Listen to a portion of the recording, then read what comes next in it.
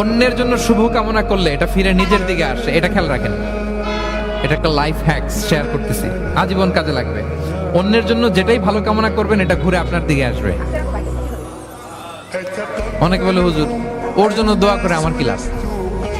নিজের জন্য আল্লাহ আমারে মাফ করে দাও, আল্লাহ আমারে সমৃদ্ধি দাও, আল্লাহ আমার বেতন বাড়াও, আল্লাহ আমার ব্যবসায় বরকত দাও, আল্লাহ আমার ছেলেরা হাফেজ বানাও, আল্লাহ আমার বউ, আল্লাহ আমার মেয়ে, আল্লাহ আমার আমার আমার সব আমার ভালো আপনি চাচ্ছেন নিজের জন্য, অন্যদের জন্যও চান।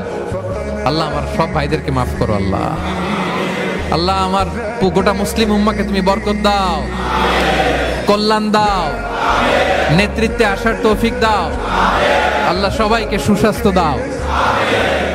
এটা ফিরে আপনার দিকে আসবে।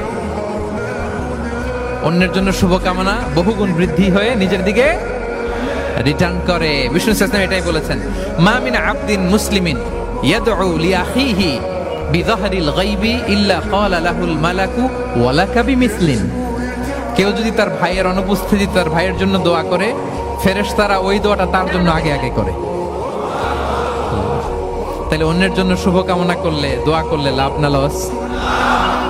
ধরেন আমি মোশাররফ ভাইয়ের জন্য দোয়া করলাম যে আল্লাহ মোশাররফ ভাইকে তুমি সুস্থ করে দাও, তখন ফেরেশতারা বলে আল্লাহ যিনি দোয়া করতেছে তার যদি কোনো রোগ বালাই থাকে আগে তারে সুস্থ করে দাও।